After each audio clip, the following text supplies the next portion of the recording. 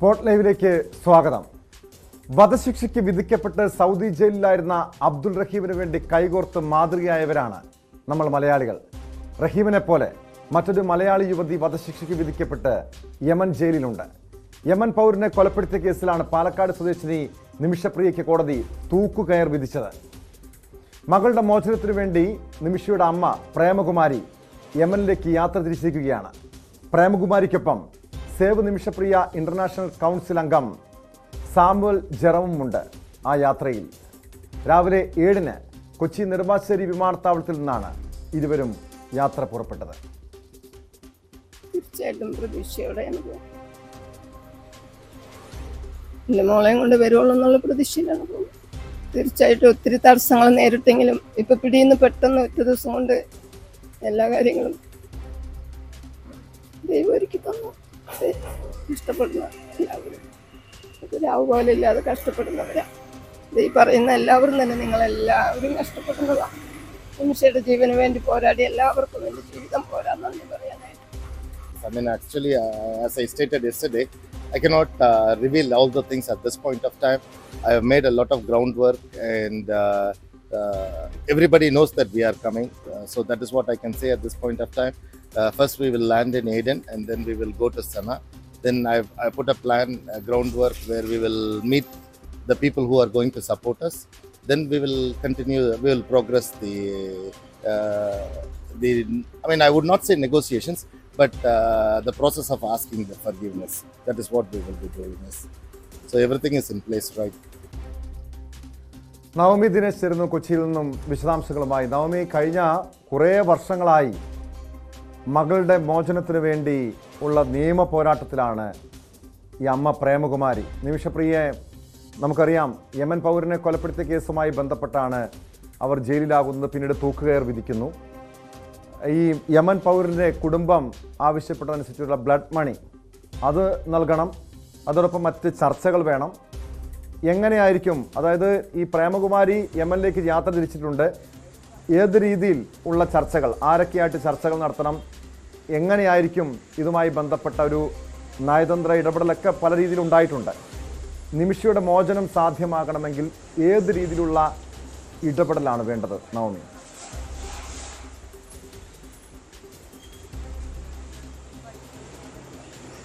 Tom, 12 വർഷത്തെ കാത്തിരിപ്പിനൊടുവിലാണ് പ്രേമകുമാരി അമ്മ നിമിഷപ്രിയനെ കാണുന്നതിനു വേണ്ടി ഇന്ന് രാവിലെ 7 മണിക്ക് നെടുമ്പാശ്ശേരി വിമാനത്താവളത്തിൽ നിന്നും യമനിലേക്ക് പുറപ്പെട്ടത്.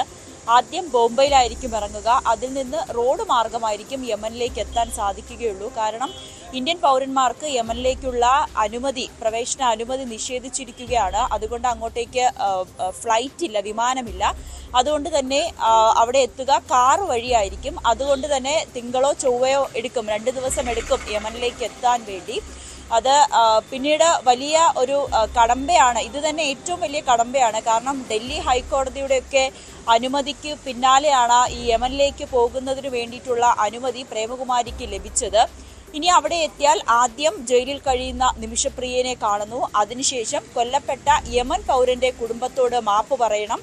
അവർ അത് അംഗീകരിക്കുകയും ഒപ്പം തന്നെ ബ്ലഡ് മണി അവർ വാങ്ങുകയും ചെയ്താൽ മാത്രമേ പിന്നീട് നിമിഷപ്രിയയുടെ ഈ വിടുന്നതിന് വേണ്ടി, മോചനത്തിന് വേണ്ടിയിട്ടുള്ള നടപടികളിലേക്ക് കോടതി കടക്കുകയുള്ളൂ. അത് പക്ഷേ വലിയൊരു കടമ്പയാണ്. കാരണം നിമിഷപ്രിയയുടെ അമ്മ പ്രേമകുമാരി ആ യമൻ കുടുംബത്തോടൊപ്പം താമസിക്കണം. അവരൊരു യമൻ ഒരു ട്രൈബൽ ഏരിയയിലാണ് ഈ മരിച്ച യമൻ പൗരന്റെ കുടുംബമുള്ളത്. അതുകൊണ്ട് തന്നെ അവർക്കൊപ്പം തങ്ങി അവർ മാപ്പ് നൽകി ഈ ബ്ലഡ് മണി സ്വീകരിച്ചാൽ മാത്രമേ, അതും അവർ പറയുന്ന തുക നൽകണം. അത് കൂടി കൈപ്പറ്റിയതിന് ശേഷം മാത്രമേ നിമിഷപ്രിയയുടെ മോചനത്തിലേക്കുള്ള അടുത്ത കടമ്പ എന്നതോളം അടുത്തൊരു സ്റ്റെപ്പ് എടുക്കാൻ സാധിക്കുകയുള്ളൂ. അതുകൊണ്ട് തന്നെയാണ് നിമിഷപ്രിയയുടെ അമ്മയെ അങ്ങോട്ടേക്ക് കൊണ്ടുപോയതും. അവിടെ സേവ് നിമിഷപ്രിയ ഇന്റർനാഷണൽ കൗൺസിലിന്റെ ആൾക്കാർ, അതിന്റെ സന്നദ്ധ സംഘടനയുടെ ആൾക്കാരാണ് നിമിഷപ്രിയയുടെ അമ്മയ്ക്ക് വേണ്ടിയിട്ടുള്ള സൗകര്യങ്ങളെല്ലാം ഒരുക്കി കൊടുത്തിരിക്കുന്നത്. അതിന്റെ അംഗവും യമനിലെ തന്നെ ഒരു ബിസിനസ്സുകാരനായ സാമുവൽ ജെറോമിനോടൊപ്പമാണ് പ്രേമകുമാരി അങ്ങോട്ടേക്ക് തിരിച്ചിരിക്കുന്നത്. ഇന്നലെ നമ്മൾ സാമുവൽ ജെറോമിനെ കണ്ടപ്പോൾ സാമുവൽ ജെറോം പറഞ്ഞത് നിമിഷപ്രിയയുടെ മോചനത്തിനു വേണ്ടി യമൻ സ്വദേശിയുടെ കുടുംബത്തോട് ഇതിനോടകം തന്നെ സംസാരിച്ചിട്ടുണ്ട്. അവരോട് ഈ പ്രേമകുമാരി അമ്മ വരുമെന്ന് അടക്കമുള്ള കാര്യങ്ങൾ പറഞ്ഞിട്ടുണ്ട്. ഉറപ്പായും പ്രേമകുമാരി തിരിച്ചു വരുമ്പോൾ ഒപ്പം നിമിഷപ്രിയ ഉണ്ടാകുമെന്ന ഉറപ്പ് തന്നെയാണ് ജെറോമും ഇന്നലെ നൽകിയിരിക്കുന്നത്. ഇത് സംബന്ധിച്ച് ഈ ബ്ലഡ് മണി സംബന്ധിച്ച് എത്ര രൂപയാണെന്ന് കൃത്യമായി ഇപ്പോൾ പുറത്തു പറയാൻ സാധിക്കുകയില്ല. ഈ നടപടിക്രമങ്ങളെല്ലാം കഴിഞ്ഞ് തിരിച്ചെത്തുമ്പോൾ മാത്രമേ അതിനടക്കമുള്ള കാര്യങ്ങളിൽ വ്യക്തത വരികയുള്ളൂ. അപ്പോഴേ ഇത് വെളിപ്പെടുത്താൻ സാധിക്കുകയുള്ളൂ നവമി, ബ്ലഡ് മണി അത് വലിയൊരു തുക. നമുക്കറിയാം, ഈ അബ്ദുൾ റഹീമിന് വേണ്ടി 34 കോടി രൂപ ദിവസങ്ങൾക്കുള്ളിൽ ശേഖരിച്ചവരാണ്, സമാഹരിച്ചവരാണ് നമ്മൾ മലയാളികൾ. അതിനുവേണ്ടി ഓരോ മലയാളികളും അതിൻ്റെ പങ്കാളികളായതാണ്. ഈ നിമിഷപ്രിയയുടെ മോചനത്തിന് വേണ്ടി എത്ര രൂപയാണ് ബ്ലഡ് മണി ആവശ്യപ്പെട്ടതെന്ന കാര്യത്തിൽ ഇപ്പോഴും ഒരു വ്യക്തത വന്നിട്ടില്ല. പക്ഷെ അതിനുള്ള ഈ ബ്ലഡ് മണി സമാഹരിക്കാൻ കഴിഞ്ഞിട്ടുണ്ടോ? കാരണം നിമിഷപ്രിയയുടെ കുടുംബത്തിൻ്റെ സാമ്പത്തിക അവസ്ഥ അറിയാം, വളരെ പിന്നോക്കം നിൽക്കുന്ന ഒരു കുടുംബമാണ് സാമ്പത്തികമായി.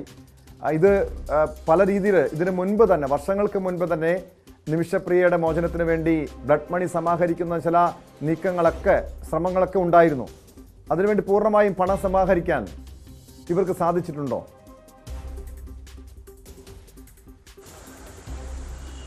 തീർച്ചയായും ടോം, സേവ് നിമിഷപ്രിയ എന്ന ഒരു സംഘടന, അതായത് അത് ഇന്റർനാഷണൽ സംഘടനയാണ്. അവിടെ കേരളത്തിനുള്ളിൽ മാത്രമല്ല, അന്താരാഷ്ട്ര ലെവലിലുള്ള ആളുകളെല്ലാം ആ സംഘടനയിലുണ്ട്. അവരിൽ നിന്നെല്ലാം ഈ ബ്ലഡ് മണി കളക്ട് ചെയ്തിട്ടുണ്ട്. അതായത് ഈ കുടുംബത്തിന് നൽകാൻ വേണ്ടിയിട്ടുള്ള തുക ഇപ്പോൾ തന്നെ അവരുടെ കയ്യിലുണ്ടെന്നാണ് സാമുവൽ ജെറോം പറഞ്ഞത്. പക്ഷെ അത് എത്ര രൂപയാണെന്ന് ഇപ്പോഴും പുറത്തു വിട്ടിട്ടില്ല. കാരണം അതിൻ്റെ ഒരു പ്രവർത്തനങ്ങൾ നടക്കുന്നതേ ഉള്ളൂ, അതിൻ്റെ ഒരു പ്രോസസ്സ് നടക്കുന്നതേ ഉള്ളൂ. അതിനി ആ കുടുംബം ആ തുക സ്വീകരിച്ചാൽ മാത്രമേ, പിന്നീട് മാത്രമേ അതിനെക്കുറിച്ചുള്ള വിവരങ്ങൾ ഇവർക്ക് പുറത്ത് പറയാൻ കഴിയുകയുള്ളൂ. അത് അത്രയും വലിയ രഹസ്യമായതിനാൽ ഇപ്പോൾ പുറത്തു പറയാൻ സാധിക്കില്ല എന്നാണ് പറഞ്ഞിരിക്കുന്നത്. അതുകൊണ്ട് തന്നെ ഈ നിമിഷപ്രിയയുടെ, അതായത് ഈ കൊല്ലപ്പെട്ട യമൻ പൗരന്റെ കുടുംബത്തിന് നൽകേണ്ട തുക ഇപ്പോൾ തന്നെ ഇവരുടെ കയ്യിലുണ്ട്. അത് അവിടെ ചെന്ന് അവർക്ക് നൽകുക. അതിനു മുൻപ് അവർ മാപ്പ് നൽകണം. നിമിഷപ്രിയയ്ക്ക് മാപ്പ് നൽകിയാൽ മാത്രമേ പിന്നീടുള്ള നടപടികളിലേക്ക് കടക്കാൻ കഴിയുകയുള്ളൂ.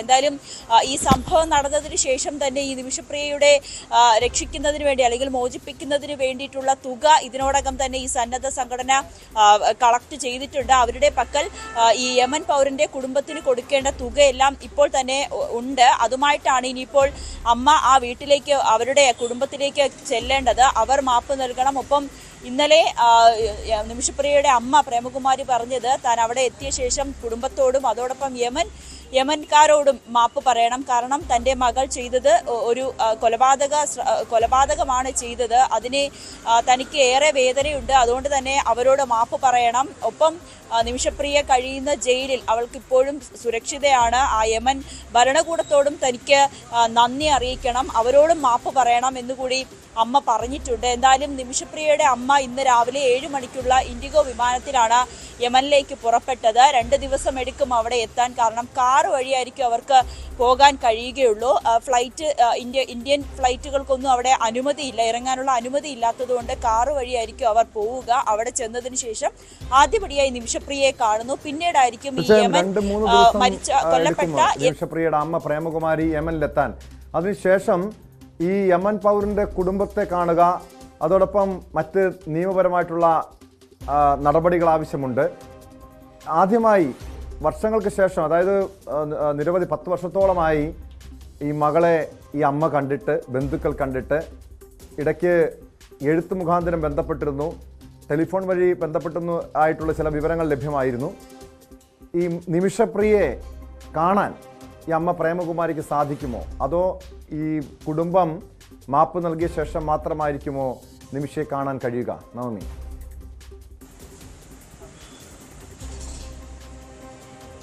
ടോം, 12 വർഷത്തെ ആ അമ്മയുടെ കാത്തിരിപ്പാണ് സ്വന്തം മകളെ കാണുന്നതിന് വേണ്ടി.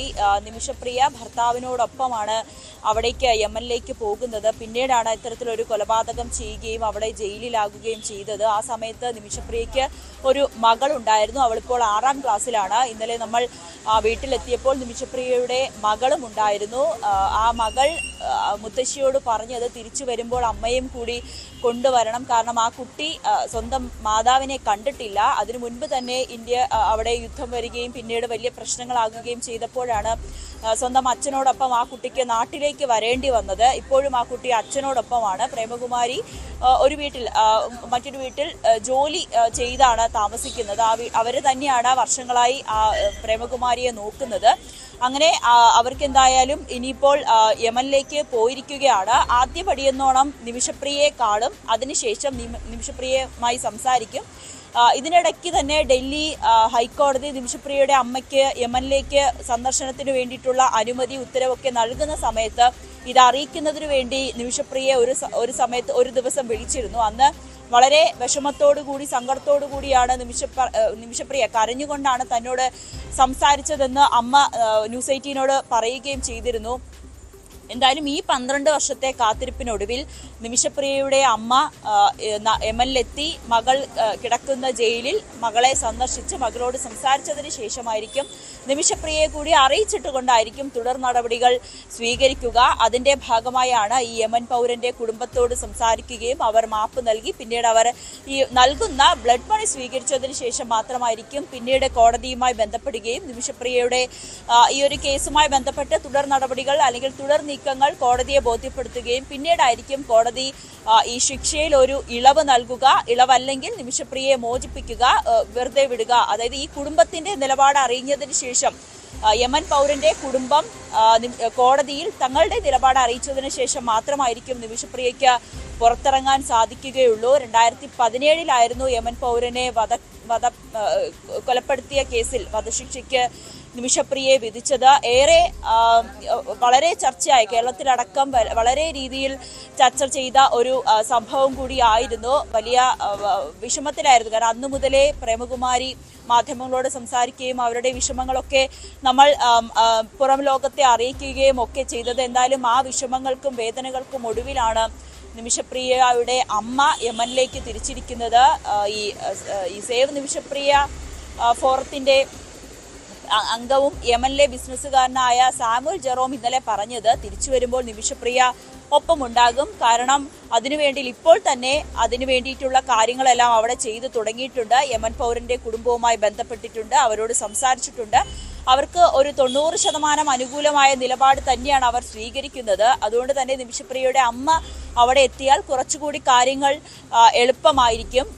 പിന്നീട് നിമിഷപ്രിയയുടെ അമ്മയ്ക്ക് മലയാളം മാത്രമേ അറിയൂ, മറ്റ് ഭാഷകളൊന്നും അറിയില്ല. അതുകൊണ്ട് തന്നെ ഈ യമൻ ഈ ജെറോമിന്റെ സാന്നിധ്യത്തിലായിരിക്കും നിമിഷപ്രിയയുടെ അമ്മ അവരുമായി സംസാരിക്കുകയും പിന്നീടുള്ള നടപടികളിലേക്കൊക്കെ കടക്കുകയും ചെയ്യുന്നത്. എന്തായാലും ഒരു അനുകൂലമായ നിലപാടായിരിക്കും ആ കുടുംബം തീർച്ചയായും. നവമി സൂചിപ്പിച്ചതുപോലെ കേസിന്റെ ഒരു പശ്ചാത്തലം കൂടി ഒന്ന് പരിശോധിക്കേണ്ടതാണ് നവമി. കാരണം നവമി പറഞ്ഞു 2017 ഈ സംഭവം ഉണ്ടായെന്ന്. 2017 പുതിയതായി ഈ യമൻ പൗരനും നിമിഷപ്രിയ ഒന്നിച്ചൊരു ക്ലിനിക്ക് ആരംഭിക്കുന്നു. ഈ ക്ലിനിക്കുമായി ബന്ധപ്പെട്ട അതിൻ്റെ ലാഭവിഹിതം, അതിൻ്റെ സാമ്പത്തികവുമായി ബന്ധപ്പെട്ട തർക്കം വലിയ രീതിയിൽ നിമിഷപ്രിയയോട് സാമ്പത്തികമായി ചതിച്ചുവെന്ന് പറയപ്പെടുന്നു. പിന്നീട് ലൈംഗികമായ ചൂഷണം, നാട്ടിൽ വിടാതെ പാസ്പോർട്ട് പിടിച്ചു വെക്കുന്നു, തോക്കു ചൂണ്ടി ഭീഷണിപ്പെടുത്തുന്നു. ഇതെല്ലാം സഹിച്ച മടുത്താണ് നിമിഷപ്രിയ യമൻ പൗരനെ കൊലപ്പെടുത്തുന്നത്. പിന്നീട് അതായത് 2017 സംഭവം നടക്കുന്നു. 2018 നിമിഷപ്രിയയ്ക്ക് കോടതി തൂക്കുകയർ വിധിക്കുന്നു. പിന്നീട് അപ്പീൽ പോയെങ്കിലും 2020 കീഴ്ക്കോടതിയുടെ വിധി യമൻ സുപ്രീം കോടതി ശരിവെക്കുകയായിരുന്നു. ഈ ഒരു കേസ് അതിനുശേഷം നിമിഷപ്രിയയുടെ അമ്മ, save Nimisha Priya international action council തുടങ്ങിയവർ ചേർന്ന് വലിയ വർഷങ്ങൾ നീണ്ട നിയമ പോരാട്ടം നടത്തി. കേന്ദ്ര സർക്കാരിൻ്റെ ഇടപെടൽ പോലും ഉണ്ടായി. നവമി അറിയേണ്ടത് ഈ save Nimisha Priya international action council അവരുടെ വലിയ ഇടപെടലുകൾ, അവർ പണം സമാഹരിച്ച രീതി, ഇതോടൊപ്പം കേന്ദ്ര സർക്കാരിൻ്റെ സഹായം ഒക്കെ ലഭിച്ചിട്ടുണ്ടോ ഈ നിമിഷപ്രിയയുടെ മോചനം ഇവിടം വരെ എത്തിയെങ്കിൽ? കാരണം 2020 സുപ്രീം കോടതി, യമനിലെ സുപ്രീം കോടതി, പരമോന്നത കോടതി നിമിഷപ്രിയയുടെ തൂക്കുകയറി ഈ വധശിക്ഷ ശരിവെക്കുന്നത്. പിന്നീട് 4 വർഷത്തോളം ആ വിധി നടപ്പാക്കിയിട്ടില്ല. അത് ആശ്വാസകരമാണ്. നമ്മുടെ സർക്കാരിൻ്റെ, കേന്ദ്ര സർക്കാരിൻ്റെ ഭാഗത്തു നിന്നും ഏതെങ്കിലും രീതിയിലുള്ള ഇടപെടലുകളൊക്കെ ഈ കേസുമായി ബന്ധപ്പെട്ടുണ്ടായിരുന്നു?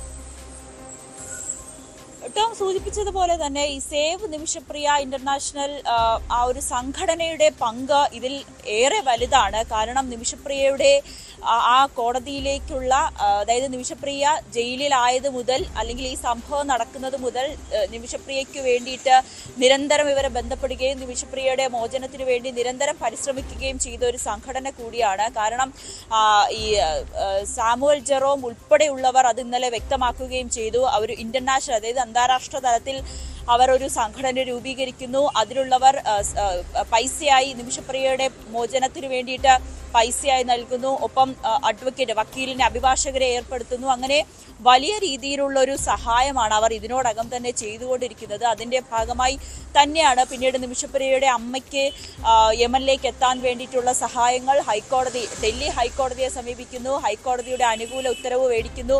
പിന്നീട് ഇന്ന് രാവിലെ നിമിഷപ്രിയയുടെ അമ്മയെ യമനിലേക്ക് കൊണ്ടെത്തിക്കുന്നത് വരെ വലിയ രീതിയിൽ വലിയ ഒരു പിന്തുണയാണ് ആ സംഘടനയുടെ ഭാഗത്തു നിന്നുണ്ടാക്കുന്നത്. അതിനിടയിൽ തന്നെ ഇന്നലെ നിമിഷപ്രിയയുടെ അഡ്വക്കേറ്റ്, അഭിഭാഷകൻ വ്യക്തമാക്കിയത് ഈ കേന്ദ്ര സർക്കാരിനെതിരെ ഒരു അതൃപ്തി കൂടി അദ്ദേഹം രേഖപ്പെടുത്തിയിട്ടുണ്ട്. കാരണം പലപ്പോഴും കേന്ദ്ര സർക്കാരിന്റെ ഇടപെടൽ ഇതിൽ കൃത്യമായി നടത്തിയിട്ടില്ല.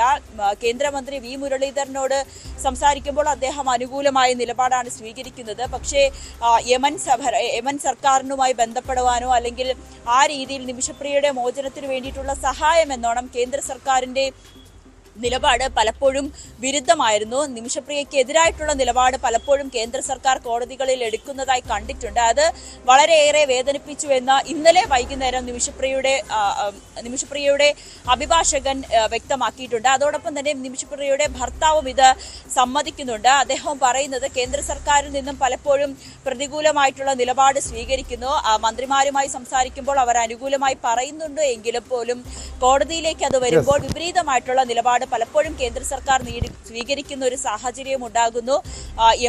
യമൻ സർക്കാരുമായി ബന്ധപ്പെടുവാനോ അല്ലെങ്കിൽ അതിനുവേണ്ടി നിമിഷപ്രിയയുടെ മോചനത്തിനു വേണ്ടി ഈ സംഘടന നടത്തുന്ന അത്ര പോലും എന്താ പറയാ എഫേർട്ട് ഈ കേന്ദ്ര സർക്കാർ ഇടുന്നില്ല എന്ന് കൂടി അഭിഭാഷകനും ഒപ്പം ഭർത്താവും പറഞ്ഞു വെക്കുന്നു. എങ്കിൽ പോലും ഈ നിമിഷപ്രിയയുടെ അമ്മയ്ക്ക് യമനിലേക്ക് എത്തുന്നതിന് വേണ്ടി ഡൽഹി ഹൈക്കോടതി എടുത്ത തീരുമാനം അതാണ് ഏറ്റവും നിർണായകം.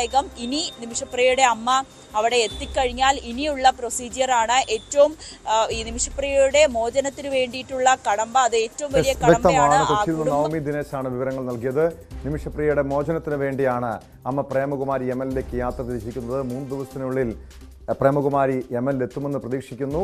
അതിനുശേഷം ആ കുടുംബത്തോട്, കൊല്ലപ്പെട്ട യമൻ പൗരന്റെ കുടുംബത്തോട് മാപ്പപേക്ഷിക്കും. ബ്ലഡ് മണി അവർ സ്വീകരിക്കാൻ തയ്യാറാകുകയാണെങ്കിൽ സ്വാഭാവികമായും നിമിഷപ്രിയയുടെ മോചനം സാധ്യമാകുമെന്ന പ്രതീക്ഷയിലാണ് കുടുംബമുള്ളത്. സ്പോട്ട് ലൈവിലേക്ക് തിരികെ എത്താം ഇടവേളയ്ക്ക് ശേഷം.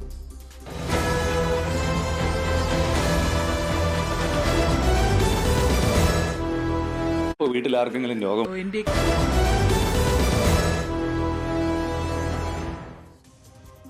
സ്പോട്ട് ലൈവ് തുടരുന്നു. ആറ്റിങ്ങൽ മണ്ഡലത്തിൽ അടൂർ പ്രകാശിന് വേണ്ടി വ്യവസായി ബിജു രമേശ് പണം നൽകിയതായുള്ള പരാതി ഏറെ രാഷ്ട്രീയ വിവാദത്തിന് വഴിവെച്ചിരിക്കുകയാണ്. അടൂർ പ്രകാശിന് വേണ്ടി വൻതോതിൽ പണവും മദ്യവും ഒഴുക്കുന്നുവെന്നാണ് CPMന്റെ പരാതി. വ്യവസായിയും അടൂർ പ്രകാശിന്റെ ബന്ധുവുമായ ബിജു രമേശിനെ ഇന്നലെ അരുവിക്കരയിൽ CPM പ്രവർത്തകർ തടഞ്ഞു വെച്ചിരുന്നു. ബിജു രമേശിന്റെ അംഗരക്ഷകൻ തോക്കു ചൂണ്ടി ഭീഷണിപ്പെടുത്തിയെന്നും CPM പരാതിയിൽ പറയുന്നു. എന്നാൽ ആരോപണത്തെക്കുറിച്ച് തനിക്കറിയില്ലെന്നാണ് UDF സ്ഥാനാർത്ഥി അടൂർ പ്രകാശിന്റെ പ്രതികരണം. കഴിഞ്ഞ തവണ തന്നെ BJPയുടെ വോട്ട് വിലയ്ക്ക് വാങ്ങിച്ചു എന്നൊരു ആക്ഷേപമുണ്ട്. അതിന് പുറമെയാണ് ഈ ആളുകൾ കൂട്ടമായി താമസിക്കുന്ന കോളനികളിൽ പോലുള്ള സ്ഥലത്ത് പോയി ആളുകളെ പിടിച്ച് പൈസയും മദ്യവും കൊടുക്കുക എന്ന നിലപാടിലേക്ക് വന്നിരിക്കുന്നത്. ഇപ്രാവശ്യം എന്തായിരുന്നാലും തുടക്കം തന്നെ ഞങ്ങൾ പിടിച്ചിട്ടുണ്ട്. അതെല്ലായിടത്തും ഞങ്ങളുടെ സ്ക്വാഡും പ്രവർത്തനങ്ങളും നിപ്പുണ്ട്. ഒരെണ്ണം കൂടി ആവർത്തിച്ചാൽ അത് വളരെ സീരിയസ് ആയി മാറും.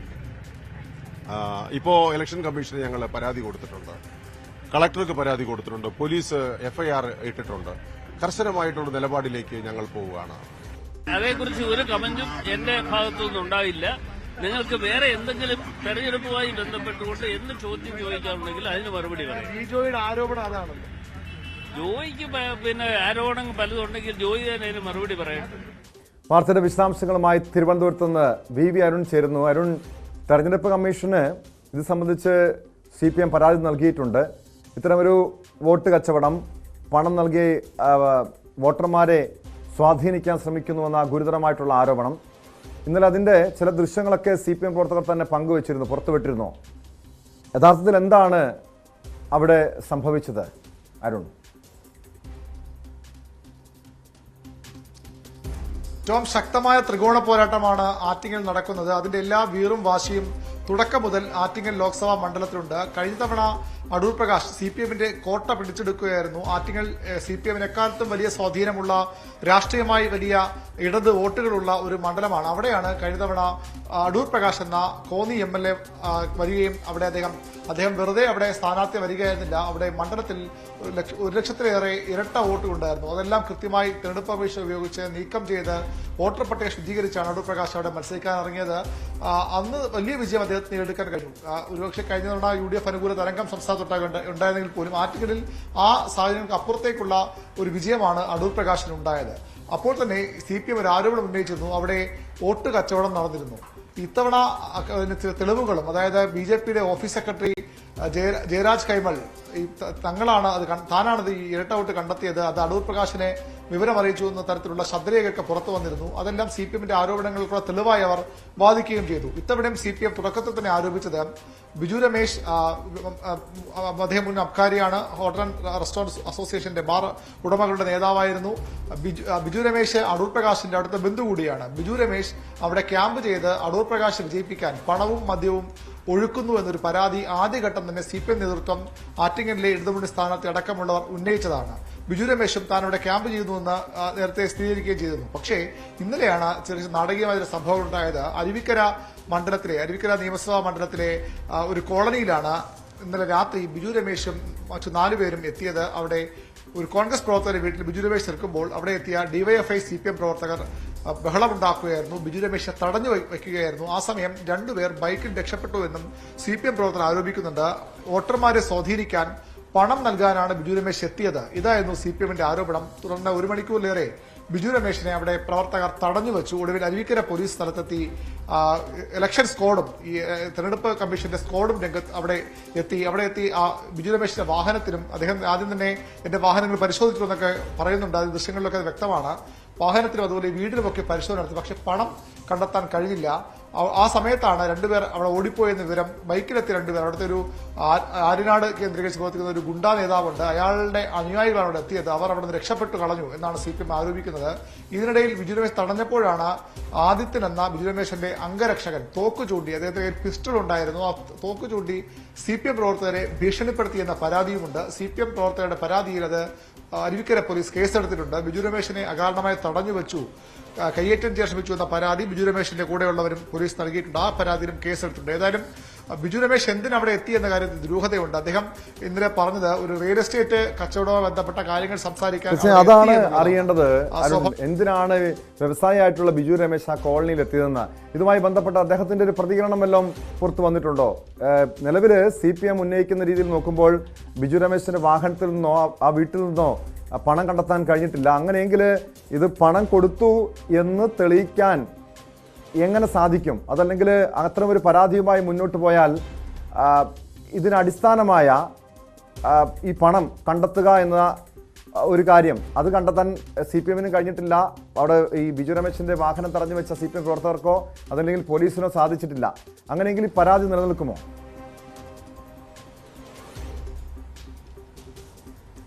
തെരഞ്ഞെടുപ്പ് കാലമാണ്, സ്വാഭാവികമായും അതിന്റെ ഈ ഒരു ചൂടുമൊക്കെ തെരഞ്ഞെടുപ്പ് കഴിയുന്നതോടെ അവസാനിക്കും. CPM നേതൃത്വം പറയുന്നത് പണം കൊടുക്കാനായിരുന്നു ശ്രമം, അത് തങ്ങളുടെ സമയത്ത് ഇടപെട്ടത് നടന്നില്ല. പണം കൊണ്ടുവന്ന 2 പേരെ പിടികൂടാനും കഴിഞ്ഞിട്ടില്ല. അവർ 2 പേർ ബൈക്കിൽ രക്ഷപ്പെട്ടു. അതാണ് ഞാൻ സൂചിപ്പിച്ച ആര്യനാട് സ്വദേശിയായ ഒരു ഗുണ്ടാ നേതാവിന്റെ അടുത്ത അനുയായികളാണ് അവിടെ എത്തിയത്. അയാളാണ് ബിജു രമേശിന് വേണ്ടി ഇത്തരം പ്രവർത്തികൾ ആ മേഖലയിൽ ചെയ്യുന്നത്. അവർ 2 പേരും രക്ഷപ്പെട്ടു കളഞ്ഞു. അവരെ പോലീസ് അന്വേഷിക്കുന്നുണ്ടെന്ന് ഇന്നലെ തന്നെ CPM പ്രാദേശിക നേതാക്കളൊക്കെ വ്യക്തമാക്കുന്നുണ്ട്. അവരോട് പണം കൊടുക്കാൻ കഴിഞ്ഞില്ല, അത് തടഞ്ഞു. ഇനിയും ഈ ജോയി തന്നെ നമ്മോട് പറഞ്ഞിട്ടുണ്ട്, ഇനിയും ഈ മേഖലകളിൽ സ്ക്വാഡ് പ്രവർത്തനം CPMന്റെ പ്രവർത്തകർ നിരീക്ഷിക്കും. കാരണം കഴിഞ്ഞ തവണ വലിയ രീതിയിൽ മദ്യമൊഴുക്കി, പണമൊഴുക്കി എന്ന ആരോപണം CPM ഉന്നയിച്ചതാണ്. അതുകൊണ്ട് തന്നെ ഇനിയും അത്തരം തെരഞ്ഞെടുപ്പിന്റെ അടുത്ത ദിവസങ്ങളിലൊക്കെ തലേദിവസവും ആ ദിവസങ്ങളിലൊക്കെ വലിയ രീതിയിൽ കോളനികൾ കേന്ദ്രീകരിച്ച് ഈ മേഖലയിൽ പണമൊഴുക്കും മദ്യമൊഴുക്കും നടക്കുന്നുണ്ടെന്ന പരാതികൾ ശക്തമാണ്. അത് തടയാൻ CPM ശ്രമിക്കുമെന്ന് അവർ പറയുന്നുണ്ട്. പക്ഷേ ബിജു രമേശിനെതിരെ ഉന്നയിച്ച ആരോപണം തെളിയിക്കാൻ തക്ക എന്തെങ്കിലും വിവരങ്ങൾ ഈ ഘട്ടത്തിൽ CPMന്റെ വകയിലോ പോലീസിന്റെ പക്കലോ ഇല്ല. ഒരു തെളിവും ലഭിച്ചിട്ടില്ല. തെരഞ്ഞെടുപ്പ് സ്ക്വാഡിന്റെ പരിശോധനയിലും അതുപോലെ തന്നെ പോലീസിന്റെ പരിശോധനയിലും പണം കണ്ടെത്തിയിട്ടില്ല, മദ്യമോ മറ്റു കാര്യങ്ങളോ കണ്ടെത്തിയിട്ടുമില്ല. ഏതായാലും ബിജു രമേശ് എന്തിനവിടെ പോയി എന്ന കാര്യത്തിൽ മാത്രമാണ് ദുരൂഹതയുള്ളത്. അദ്ദേഹം ഒരു റിയൽ എസ്റ്റേറ്റ് ഇടപാടിന് വേണ്ടി അവിടെ പോയി എന്നാണ് പറഞ്ഞത്. ഈ ഒരു കോളനിയിൽ അദ്ദേഹം എത്തിയത് തന്നെയാണ് ഇപ്പോൾ സ്വാഭാവികമായി സംശയം ഉയരുന്നത്. മറ്റു പലയിടങ്ങളിലും ഇത്തരത്തിൽ വലിയ രീതിയിൽ പണമൊഴുക്ക് ഉണ്ടെന്ന ആരോപണമുണ്ട്. ഇത് ബിജു രമേശിനെതിരെയോ അല്ലെങ്കിൽ UDF സ്ഥാനാർത്ഥിക്കെതിരെ മാത്രമല്ല, അടൂർ പ്രകാശ് തന്നെ 2 ദിവസം മുമ്പ് നമ്മോട് സംസാരിക്കുമ്പോൾ പറഞ്ഞത് വലിയ രീതിയിൽ ഈ BJP അതുപോലെ CPM സ്ഥാനാർത്ഥികൾ പണമൊഴുക്കുന്നു, വലിയ രീതിയിൽ പണം ചിലവാകുന്നു, തെരഞ്ഞെടുപ്പ് കമ്മീഷൻ അനുവദിച്ചേക്കാൾ വലിയ രീതിയിൽ പ്രചരണം വരുന്നു, ആ കാര്യങ്ങൾ കൂടി അന്വേഷിക്കണമെന്ന് അടൂർ പ്രകാശ് കഴിഞ്ഞ ദിവസം പറഞ്ഞിരുന്നു. പക്ഷേ ഇപ്പോൾ അടൂർ പ്രകാശിനെതിരെയാണ് ഈ ആരോപണം ഉയർന്നു വരുന്നത്. ഏതായാലും വളരെ ശക്തമായ തെരഞ്ഞെടുപ്പ് പോരാട്ടമാണ് ആറ്റിങ്ങൽ നടക്കുന്നത്. അതുകൊണ്ട് തന്നെ എല്ലാ വഴികളും എല്ലാ മുന്നണികളും തേടുന്നു. ശക്തമായ ത്രികോണ പോരാട്ടം നടക്കുന്ന മണ്ഡലമാണ്. അവിടെ ഇനിയും ഇത്തരം ആരോപണങ്ങൾ, ഇത്തരം സംഘർഷ സാധ്യതയൊക്കെ ഉള്ള ഒരു മണ്ഡലം കൂടിയാണ്. ഈ ഇന്നലെ ബിജു രമേശിന്റെ സ്വാഭാവികം തടഞ്ഞു വെച്ചത് ഈ CPMന്റെ ഇപ്പോഴത്തെ ആരോപണങ്ങൾക്ക് ഒരു പരിധിവരെ ബലം നൽകുന്നതാണ്. പക്ഷേ അത് തെളിയിക്കാൻ ആവശ്യമായ യാതൊരുവിധ വസ്തുതാപരമായ തെളിവുകളും CPM പ്രവർത്തകരുടെ പക്കലോ പോലീസിന്റെ പക്കലോ ലഭിച്ചിട്ടില്ല. വ്യക്തമാണ്. തിരുവനന്തപുരത്ത് നിന്ന് VB അരുണാണ് വിവരങ്ങൾ നൽകിയത്. വലിയ വാശിയേറിയ പോരാട്ടം നടക്കുന്ന മണ്ഡലമാണ് ആറ്റിങ്ങൽ ലോക്സഭാ മണ്ഡലം. സ്വാഭാവികമായും പുതിയ ആരോപണങ്ങൾ ഉയർന്നു വരുന്നുണ്ട്. ഇപ്പോൾ ഏറ്റവും ഒടുവിൽ പണം നൽകി വോട്ടർമാരെ സ്വാധീനിക്കാൻ ശ്രമിച്ചെന്ന ആരോപണമാണ്. ഇതിൻ്റെ നിജസ്ഥിതി എന്തെന്ന് വരും ദിവസങ്ങളിൽ ഒരുപക്ഷെ പുറത്തു വരുമായിരിക്കും. ഇടുക്കി നെടുങ്കണ്ടത്ത് ബാങ്കിൻ്റെ ജപ്തി നടപടിക്കിടെ വീട്ടമ്മ ആത്മഹത്യക്ക് ശ്രമിച്ചൊരു സംഭവം കൂടി കഴിഞ്ഞ ദിവസം പുറത്തു വന്നിരുന്നു. ആ വാർത്ത പരിശോധിക്കാം ഇടവേള കഴിഞ്ഞ്.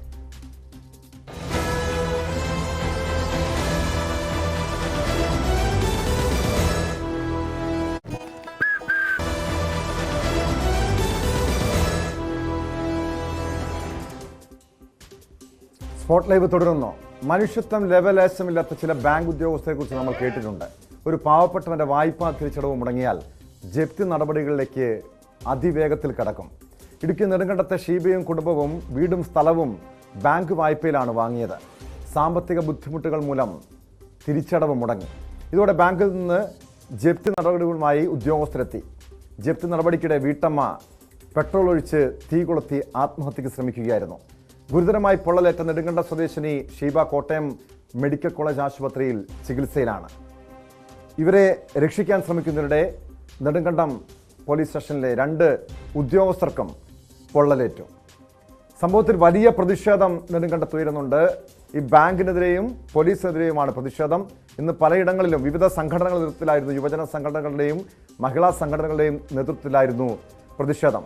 ആജ്ഞ രവീന്ദ്രൻ ചേരുന്നുണ്ട് വിശദാംശങ്ങളുമായി. ആജ്ഞ, ഈ സംഭവം ഏറെ നടുക്കമുണ്ടാക്കുന്നതാണ്. ഇതിനു മുൻപ് നമുക്കറിയാം, ഈ ബാങ്കിൻ്റെ ജപ്തി നടപടിക്കിടെ ആത്മഹത്യകളും മറ്റുമൊക്കെ പലപ്പോഴും നമ്മൾ കേട്ടിട്ടുണ്ട്. പക്ഷേ ഇതൊരു വീട്ടമ്മയാണ് മനോവിഷമത്തിൽ ആത്മഹത്യക്ക് ശ്രമിച്ചത്. അവരുടെ ആരോഗ്യനില നിലവിൽ എങ്ങനെയാണ്? അതോടൊപ്പം ഈ സംഭവത്തിൽ ഇന്നുണ്ടായ പ്രതിഷേധം, വിവിധ യുവജന സംഘടനകൾ പ്രതിഷേധവുമായി രംഗത്തെത്തിയിരുന്നു. പ്രതിഷേധം കൂടുതൽ ശക്തമാകാനാണോ സാധ്യത?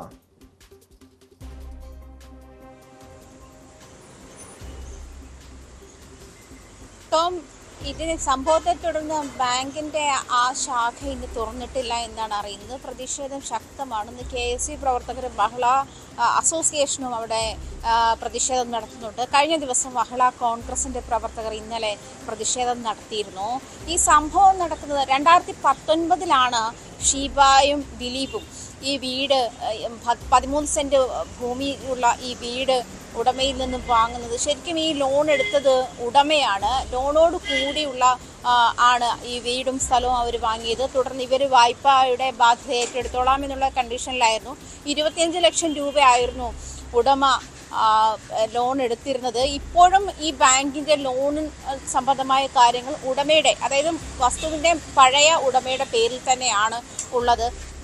1.5 മാസം മുൻപും ഈ ഒരു ജപ്തി നടപടികളുമായി ബാങ്ക് മുൻപോട്ട് വന്നിരുന്നു. സൗത്ത് ഇന്ത്യൻ ബാങ്കാണ് ഈ ജപ്തി നടപടികളുമായി അല്ലെങ്കിൽ ബാങ്ക് ലോൺ അനുവദിച്ചിരുന്നത്. ഇത് അതിനുശേഷം 1.5 മാസം മുൻപ് വന്ന ശേഷമാണ് ഇവർ ലോൺ അടച്ചോളാം, പക്ഷേ സാവകാശം വേണമെന്നൊരു ആവശ്യം മുന്നോട്ട് വെച്ചത്. ആ സമയത്ത് ജനപ്രതിനിധികളും മറ്റുള്ളവരും ഒക്കെ ഇടപെട്ടാണ് അന്ന് 1.5 മാസം മുൻപ് ഈ ജപ്തി നടപടികൾ ഒഴിവാക്കുന്ന ഒരു സാഹചര്യത്തിലേക്ക് വന്നത്.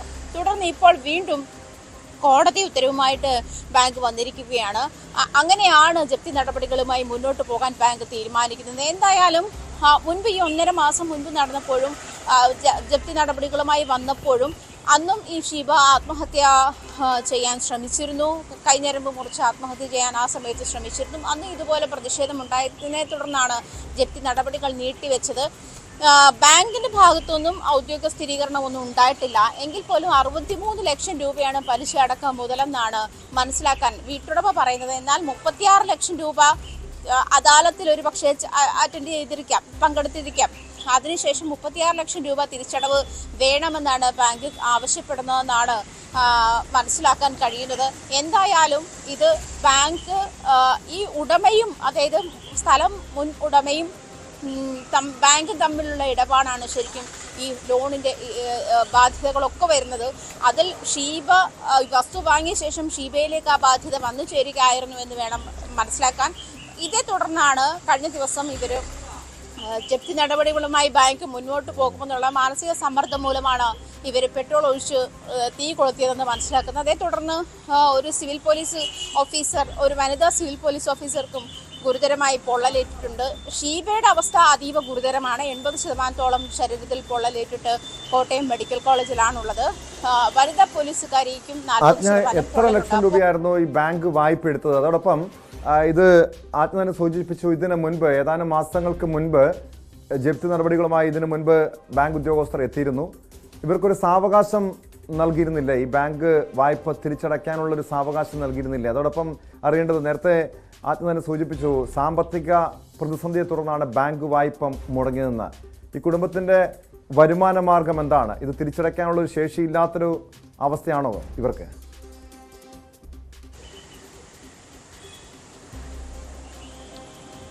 ഈ കുടുംബത്തിന്റെ, അതായത് ഈ വസ്തുവിന്റെ ഉടമ എടുത്തിരുന്ന ബാങ്ക് ലോണാണ് 25 ലക്ഷം രൂപ. ബാങ്ക് ലോൺ 25 ലക്ഷം രൂപയായിരുന്നു. അത് പലിശ അടക്കം 63 ലക്ഷം രൂപയായി എന്നാണ് വീട്ടുടമ, അതായത് ഷീബയുടെ ഭർത്താവ് ദിലീപ് പ്രതികരിച്ചതും. ഔദ്യോഗിക സ്ഥിരീകരണമല്ല, എന്നിരുന്നാൽ പോലും ബാങ്കിന്റെ ഭാഗത്തുനിന്നും ഇതിനകത്ത് ഔദ്യോഗിക സ്ഥിരീകരണമൊന്നും വന്നിട്ടുമില്ല. എന്നാൽ 36 ലക്ഷം രൂപ തിരിച്ചടയ്ക്കണമെന്നാണ്, ഇതിനാണ് ഈ 1.5 മാസം സാവകാശം കൊടുത്തതെന്നാണ് മനസ്സിലാക്കുന്നത്. എന്നിരുന്നാലും ഇനി എത്ര സാമ്പത്തികമുള്ള അല്ലെങ്കിൽ അത്രയും മീറ്റ് ചെയ്യാൻ കഴിയുന്നുള്ള ആളുകളാണെങ്കിൽ പോലും ഈ 36 ലക്ഷം രൂപ 1.5 മാസം കൊണ്ട് തിരിച്ചടയ്ക്കാനുള്ളത് അസാധ്യമാണ് എന്ന് തന്നെയാണ് വിലയിരുത്തപ്പെടേണ്ടത്. അങ്ങനെയുള്ള ഒരു സാഹചര്യത്തിലേക്ക് 36 ലക്ഷം രൂപയിൽ അല്ലെങ്കിൽ 63 ലക്ഷം രൂപയാണെങ്കിൽ പോലും ഇത് പലിശയടക്കം ഇങ്ങനെ കയറിപ്പോകില്ല എന്ന്. അവർക്ക് സാമ്പത്തിക ബാധ്യതയുണ്ട്, അല്ലെങ്കിൽ സാമ്പത്തിക പ്രശ്നങ്ങളുണ്ട്, പ്രതിസന്ധി മൂലമാണ് ഇത് തിരിച്ചടവ് മുടങ്ങിയത് എന്ന് അവർ തന്നെ സാക്ഷ്യപ്പെടുത്തിയിട്ടുണ്ട്. പക്ഷേ ഇത്തരം ഒരു സാഹചര്യത്തിൽ പോലും മുൻപും ഇപ്പോൾ ഈ പറയുന്ന 1.5 മാസത്തിന്റെ കാലയളവ്, ഈ 1.5 മാസം മുൻപും ഇങ്ങനത്തെ ഒരു സംഭവം ഉണ്ടാകുന്നു. ആത്മഹത്യ ചെയ്യാൻ ആ സ്ത്രീ ഒരുങ്ങുന്നു. അതിൽ തുടർന്ന് ജനരോഷം ഉണ്ടാകുന്നു. പൊതുജനങ്ങൾ ഇടപെടുന്നു, ജനപ്രതിനിധികൾ ഇടപെടുന്നു, പോലീസ് ഇടപെടുന്നു. അങ്ങനെ ഒരു സാഹചര്യത്തിലാണ് പിന്നീട് 1.5 മാസം സാവകാശം കൂടി വീണ്ടും ബാങ്ക് കൊടുത്തതെന്നാണ് മനസ്സിലാക്കുന്നത്. പക്ഷേ ഈ 36 ലക്ഷം രൂപയാണ് ഇതിന് തിരിച്ചടവ് എങ്കിൽ 1.5 മാസം എന്ന് പറയുന്നത് ഒരു ചെറിയ കാലയളവ്, അല്ലെങ്കിൽ അപ്പോഴത്തെ പ്രതിഷേധം കൊണ്ട് മാത്രം ബാങ്ക് ഒന്ന് പത്തി മടക്കിയതായിരിക്കാം എന്ന് വേണം മനസ്സിലാക്കാൻ. കാരണം ഈ 1.5 മാസത്തിനുള്ളിൽ തന്നെ 36 ലക്ഷം രൂപ ഇവർ മീറ്റ് ചെയ്യണമെന്ന് പറഞ്ഞാൽ എന്തായാലും ഇങ്ങനൊരു ഒരു ദാരുണമായ സംഭവം അവിടെ ഉണ്ടായി. വലിയ പ്രതിഷേധം ഉണ്ടാകുന്നുണ്ട് ബാങ്കിനെതിരെ. വിവിധ സംഘടനകളുടെ, രാഷ്ട്രീയ പാർട്ടികളുടെ നേതൃത്വത്തിൽ വലിയ പ്രതിഷേധമൊക്കെ ഉയരുന്നുണ്ട്. ഇത്തരം സംഭവം, ഈ വീട്ടമ്മയുടെ ആത്മഹത്യാ ശ്രമത്തിന് പിന്നാലെ ബാങ്ക് ഈ ജപ്തി നടപടിയിൽ നിന്നും പിന്നോട്ട് മാറിയിട്ടുണ്ടാകാം സ്വാഭാവികമായും, ഇപ്പോൾ താൽക്കാലികമായി. പക്ഷേ തുടർന്ന് എന്തായാലും കോടതി വിധിയുണ്ട്, ഇവർക്കെതിരെ ജപ്തി നടപടി സ്വീകരിക്കാൻ കോടതിയുടെ വിധിയുണ്ട്. എന്തായിരിക്കും ബാങ്കിൻ്റെ തീരുമാനം? ബാങ്കിന് എന്തെങ്കിലും പ്രതികരണം പുറത്തു വന്നിട്ടുണ്ടോ?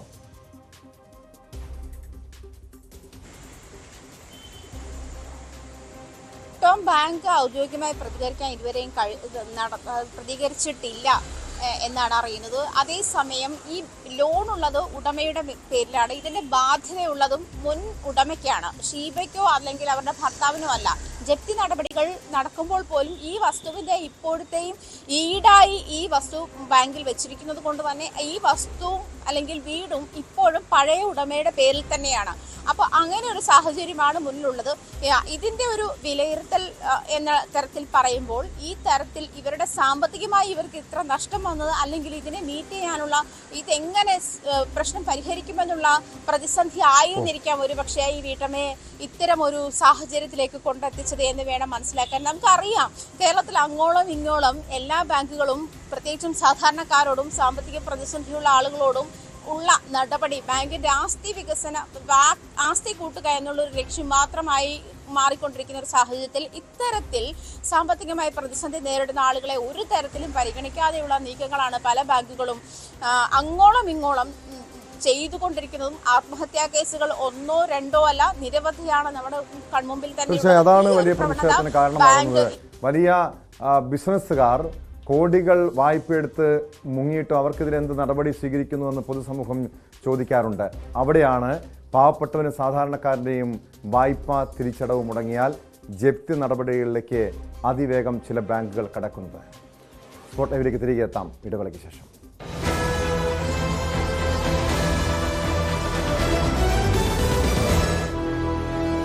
സുന്ദരി തട്ടുകട ഇപ്പോ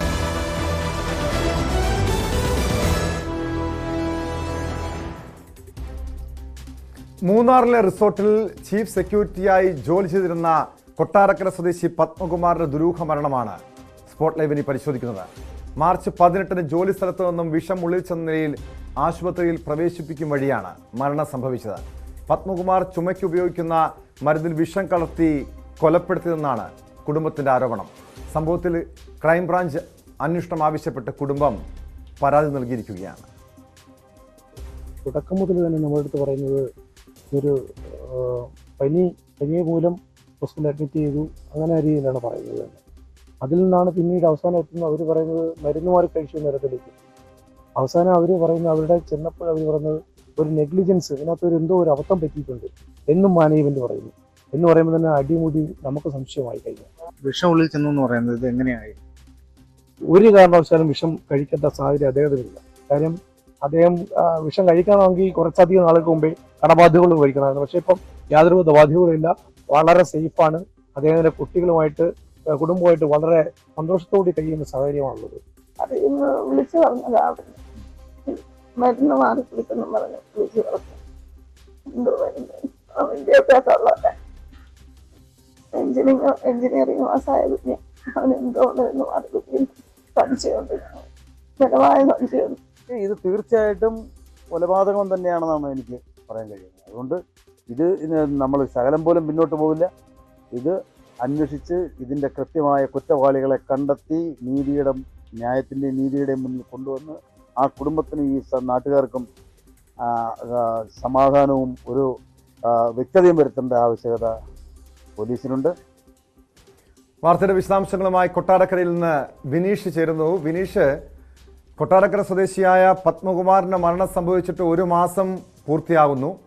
കുടുംബം പറയുന്നത് ഇത് കൊലപാതകമെന്നാണ്, വിഷം കൊടുത്ത് കൊന്നതെന്ന് പറയുന്നു. അത് ആര് കൊലപ്പെടുത്തിയെന്നാണ് ആരോപണം ഉയർന്നിരിക്കുന്നത്? ജോലി സ്ഥലത്ത് വെച്ചുള്ള എന്തെങ്കിലും വിരോധം, ഈ പത്മകുമാറിന് ശത്രുക്കൾ ഉണ്ടായിരുന്നോ? ആർക്കെതിരെയാണ് ഇവർ ആരോപണം ഉന്നയിക്കുന്നത്? വിനീഷ്, മാർച്ച് 18 ഈ ഒരു സംഭവം ഉണ്ടായത്. മൂന്നാറിലെ സ്വകാര്യ റിസോർട്ടിൽ ജോലി ചെയ്ത് ഇരിക്കുകയായിരുന്നു പത്മകുമാർ. കൊട്ടാരക്കര കരീപ്ര സ്വദേശിയാണ്, നെടുമൺകാവ് സ്വദേശിയാണ് ഈ പത്മകുമാർ. ഇദ്ദേഹം നാട്ടിലെ എല്ലാവർക്കും വലിയ സ്വീകാര്യനായ ഒരു വ്യക്തിയാണ്. അപ്പോൾ ഇദ്ദേഹത്തിന്റെ മരണം നാട്ടുകാരെയും അതുപോലെ തന്നെ ബന്ധുക്കളെല്ലാം വലിയ രീതിയിൽ ദുഃഖത്തിലാക്കിയ ഒരു സാഹചര്യത്തിലേക്കാണ് ഇപ്പോൾ എത്തിയിരിക്കുന്നത്. 18 വിഷം ഉള്ളിൽ ചെന്ന് മരിച്ചു എന്നുള്ളൊരു അറിയിപ്പായിരുന്നു വീട്ടുകാർക്ക് ലഭിച്ചത്. അങ്ങനെ ആണ് അവർ ഈ കോതമംഗലം ആശുപത്രിയിലേക്ക് എത്തുന്നത്.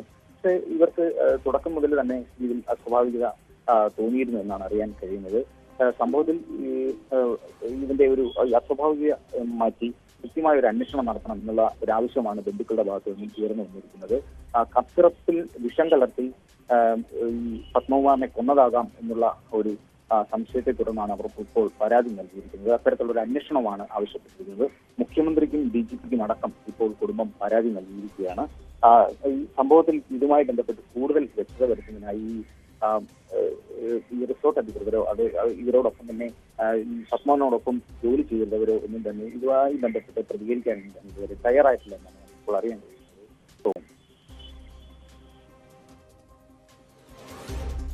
വിനീഷ്, ഇപ്പോൾ ഈ കുടുംബം ക്രൈംബ്രാഞ്ച് അന്വേഷണം ആവശ്യപ്പെടുന്നുണ്ട്. നിലവിൽ മൂന്നാർ പോലീസാണോ ഈ കേസ് അന്വേഷിക്കുന്നത്? ഈ അന്വേഷണത്തിൻ്റെ ഭാഗമായി ഈ കുടുംബത്തിൻ്റെ മൊഴിയെടുത്തിരുന്നോ? അതോടൊപ്പം അറിയേണ്ടത് ഇതിൽ ഏത് വകുപ്പുകൾ ചുമത്തിയാണ് പോലീസ് കേസെടുത്തിരിക്കുന്നത്? അസ്വാഭാവിക മരണത്തിനപ്പുറം ഇത് എന്താണ് മരണകാരണം എന്ന് കണ്ടെത്താൻ പോലീസിന് ഇതുവരെയും കഴിഞ്ഞിട്ടില്ലേ വിനീഷ്? പോലീസ് അന്വേഷണത്തിൽ തൃപ്തികരമല്ല എന്നുള്ള ഒരു അഭിപ്രായം തന്നെ കുടുംബത്തിന്റെ ഭാഗത്തു നിന്നും ഉയർന്നു വന്നിട്ടുണ്ട്. ഇവരുടെ പരാതിയിൽ അത് കൃത്യമായി പറയുന്നുണ്ട്. വെള്ളത്തൂവൽ പോലീസ് ആയിരുന്നു ഇത് കേസ് രജിസ്റ്റർ ചെയ്തതും ഇതിന്റെ അന്വേഷണം തുടങ്ങിയിരുന്നു. തന്നെയല്ല, തുടക്കത്തിൽ തന്നെ ഈ പോലീസിൽ നിന്നും കൃത്യമായിട്ട് ഇതിനെക്കുറിച്ചൊരു ക്ലാരിറ്റി വീട്ടുകാർക്ക് ലഭിച്ചില്ല. കാരണം ഇതുമായി ബന്ധപ്പെട്ട് ഈ പത്മകുമാറിന്റെ സഹോദരൻ നിരവധി തവണ പോലീസുമായി ബന്ധപ്പെട്ടിരുന്നു. പക്ഷേ കൃത്യമായിട്ടുള്ള അറിയിപ്പ് പോലീസിന്റെ ഭാഗത്തു നിന്നും ലഭിച്ചിരുന്നില്ല എന്നാണ് പറയുന്നത്. ഇപ്പോൾ പോസ്റ്റ്മോർട്ടം റിപ്പോർട്ടും ലഭിച്ചിരിക്കുന്നു. പോസ്റ്റ്മോർട്ടം റിപ്പോർട്ടിൽ തന്നെ പറയുന്നത് മൃതശരീരത്തിൽ മറ്റു മുറിവുകളൊന്നും തന്നെയില്ല. അതുപോലെ തന്നെ അരിയും വയറിനുള്ളിൽ അരിയും അതുപോലെ തന്നെ കീടനാശിനിയുടെ മണവും അടങ്ങിയിട്ടുണ്ട് എന്നെല്ലാം പോസ്റ്റ്മോർട്ടം റിപ്പോർട്ടിൽ വ്യക്തമാക്കുന്നുണ്ട്. അപ്പം ഇതിൽ നിന്ന് മനസ്സിലാക്കാൻ കഴിയുന്നത് കീടനാശിനിയുടെ അംശം ഉയർച്ചെന്നാവാം ഒരുപക്ഷെ പത്മകുമാറിന് മരണം സംഭവിച്ചത് എന്നാണ്. ഇതെല്ലാം ഈ സംശയം കൂടുതൽ വർദ്ധിപ്പിച്ചിരിക്കുന്ന ഒരു സാഹചര്യമാണ് ഇപ്പോൾ ഉണ്ടായിരിക്കുന്നത്.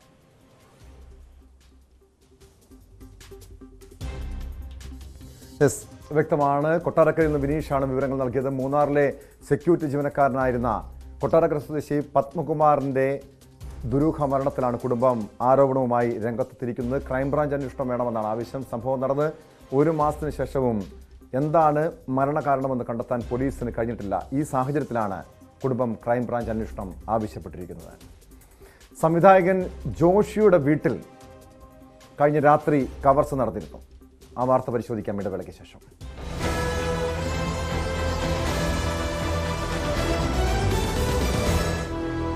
സുന്ദരിത്തട്ടുകട അല്ല ഈശ്വര വിശ്വാസത്തിന്റെ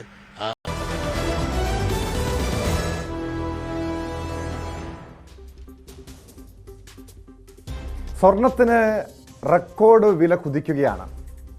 ഈ സാഹചര്യത്തിൽ മോഷ്ടാക്കളുടെ പ്രധാന ലക്ഷ്യം വീടുകളും ജ്വല്ലറികളുമാണ്. കഴിഞ്ഞ രാത്രി എറണാകുളത്ത് 2 ഇടങ്ങളിലാണ് കവർച്ച നടന്നത്. സംവിധായകൻ ജോഷിയുടെ വീട്ടിലും എറണാകുളത്തെ ഒരു ജ്വല്ലറിയിലുമായിരുന്നു മോഷണം. സംവിധായകൻ ജോഷിയുടെ വീട്ടിൽ നിന്ന് സ്വർണ്ണാഭരണവും വജ്രാഭരണവും മോഷണം പോയി 1 കോടി രൂപയുടെ കവർച്ച നടന്നെന്നാണ് സൂചന. മോഷ്ടാവിൻ്റെ CCTV ദൃശ്യങ്ങൾ പുറത്തു വന്നിട്ടുണ്ട്. കഴിഞ്ഞ രാത്രി എറണാകുളം ഇടപ്പള്ളിയിലെ രാജധാനി ജ്വല്ലറിയിലും മോഷണം നടന്നിരുന്നു. അന്തർ സംസ്ഥാന കവർച്ചാ സംഘമാണ് മോഷണത്തിന് പിന്നിലെന്നാണ് സൂചന. 2 സംഭവങ്ങളിലും പോലീസ് അന്വേഷണം ആരംഭിച്ചിട്ടുണ്ട്. നവമി ദിനേശ് ചേരുന്നു വിശദാംശങ്ങളുമായി. നവമി, കൊച്ചി നഗരത്തിൽ തന്നെയാണ് ഈ 2 കവർച്ചകളും നടന്നത്. പോലീസിന് പ്രതികളെക്കുറിച്ച് എന്തെങ്കിലും സൂചന ലഭിച്ചിട്ടുണ്ടോ?